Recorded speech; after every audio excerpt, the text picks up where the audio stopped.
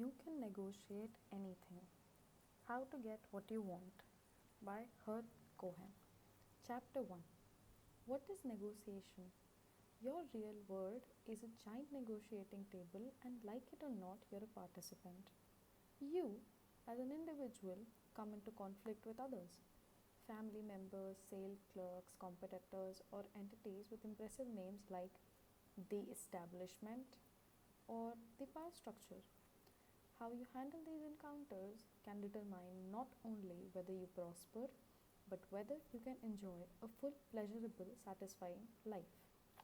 Negotiation is a field of knowledge and endeavor that focuses on gaining the favor of people from whom we want things.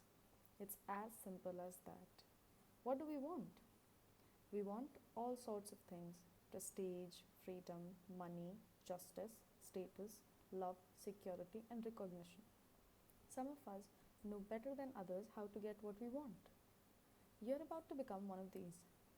Traditionally, rewards presumably go to those possessing the greatest talent, dedication, and education. But life has disillusioned those who hold that virtue and hard work will triumph in the end. The winners seem to be people who are not only competent but also have the ability to negotiate their way to get what they want. What is negotiation? It is the use of information and power to affect behavior within a web of tension. If you think about this broad definition, you'll realize that you do in fact negotiate all the time, both on your job and in your personal life. With whom do you use information and power to affect behavior of the job? Husbands negotiate with wives and wives with husbands. I hope your marriage is a collaborative win-win negotiation.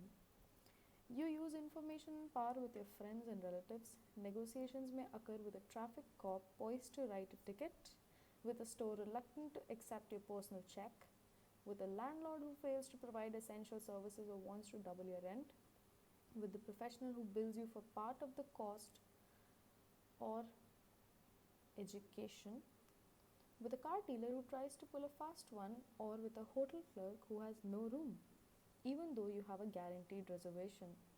Some of the most frequent and frustrating negotiations can occur within a family where parents and children often unknowingly engaged in this activity. Let me give you an example from my personal experience. My wife and I have 3 children.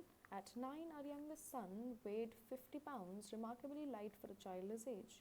Actually, he was an embarrassment to our entire family. I say that because my wife and I like to eat, and our 2 oldest children have voracious appetites. Then there was this third kid. People would ask us, where did he come from, or whose kid is that? Our son arrived at his emancipated state by developing a life strategy of avoiding vicinities where food might be served. To him, meals, kitchen, dinner, and food were profane words. Several years ago, I returned home on a Friday evening after an ascetic week of travel and lectures. It's lonely on the road, at least for some of the us, so I pondered a potential negotiation with my wife for later in the evening. As I entered the home, I was dismayed to find my wife curled up in a fetal position on the couch, sucking her thumb. I perceived that there might be a problem. I've had a rough day, she murmured. To snap her out of her doldrums, I said, why don't we all go to a restaurant for dinner? She and her 2 oldest sons replied in unison, wonderful idea. The 9-year-old dissented, I'm not going to any restaurant. That's where they serve food. At this point, I lifted him bodily and carried him to the automobile, which is one type of negotiation. As we entered the restaurant, the 9-year-old continued to complain. Finally, he said, Dad, why do I have to sit around the table with everyone? Why can't I, why can't I be under the table? I turned to my wife. Who'll know the difference? We'll have 4 around and 1 under. We may even save money on the check. She was against this at the outset, but I convinced her that the idea might have merit. The meal began. The first 10 events were uneventful. Before the second course arrived, I felt a clammy hand creeping up my leg. A few seconds later, my wife jumped as though she'd been goosed. Angry, I reached under the table, grabbed the culprit by his shoulders, and slammed him down on the seat beside me. I muttered, just sit there. Do not talk to me, your mother, or your brother, or your sister. Sure, but can I stand in the chair? All right, but just leave all of us alone. 20 seconds later, without warning, this lean child cupped his hands around his mouth and shouted, "This is a crummy restaurant." Startled though I was, I had enough presence of mind to grab him by the neck, shove him on the table, and ask for the check. On the way, my wife said to me, "Herb, I think we learned something tonight. Let's not ever take the little monster to a restaurant again." I must confess that we never have offered to take our lame child to a restaurant again. What our 9-year-old did on that embarrassing occasion was to use information and power to affect our behavior. Like so many of the youngsters today, he's a negotiator, at least with his parents. You constantly negotiate at work, though you may not always be aware you're doing it. Subordinates or employees use information and power to affect the behavior of those above them. Let's say you have an idea or proposal you want accepted. What's required is that you package your concept in such a way that it meets the current needs of your boss, as well as the present priorities of your organization. There are many people with technical expertise who lack the negotiating skill needed to sell their ideas. As a result, they feel frustrated. In today's world, a wise boss always negotiates for the commitment of his employees. What is a boss? Someone with formal authority who attempts to get people to do voluntarily what must be done. You and I know that the best way to shaft a boss these days, to transform him into a shafty, with you being the shafter, is to do precisely what he or she tells you. When told what to do, you write it down and ask, "Is this what you want?" Then you proceed to comply, literally. 2 weeks later, your boss runs up to you and blurts, "What happened?" You reply, "I don't know. I did exactly what you told me to." We have a name for that in today's world. We call that the phenomena of malicious obedience. And there are so many people out there who practice it to a refined art. So if you happen to be a boss, you never want an employee to do exactly what you tell him to do. You want him to occasionally do what you don't tell him to do, often what you can't tell him to do, because many problems can't be anticipated. Not only do you negotiate with your boss or subordinates, but you also negotiate with your peers. To get your job done, you need the cooperation, help, and support of many people whose boxes aren't situated beneath yours or an organization chart with the arrows pointing upwards. These people may have different functions or different disciplines. There may be even different parts of town. You need negotiation skills to maintain, help, and support. You may negotiate with customers or clients, bankers, vendors, suppliers, even governmental agencies from the Internal Revenue Service to the Occupational Safety and Health Administration.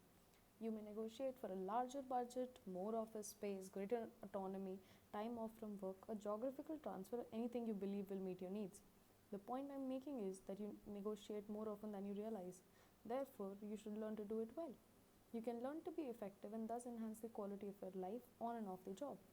In every negotiation which you're involved in, every negotiation in which I'm involved, in fact, in every negotiation in the world, from a diplomatic geopolitical negotiation to the purchase of a home, three crucial elements are always present. Information. The other side seems to know more about you and your needs than you know about them and their needs. Time.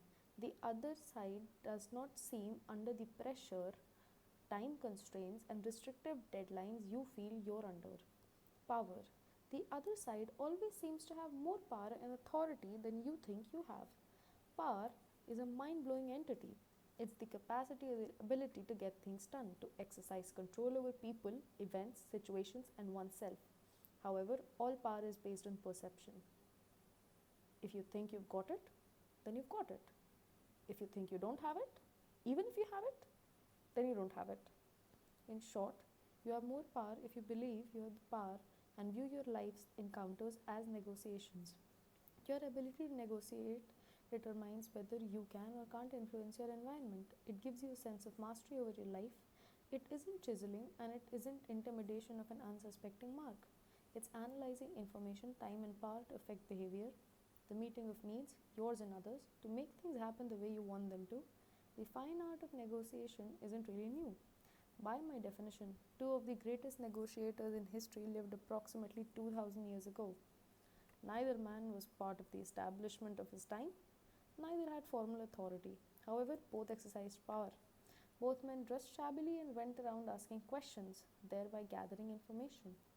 And one in the form of syllogism, the other in the kind of parables. They had objectives and standards. They were willing to take risks, but with a sense of mastery of their situation. Each man chose the place and means of his death. However, in time, both gained the commitment of followers who carried on after them, changing the value system on the face of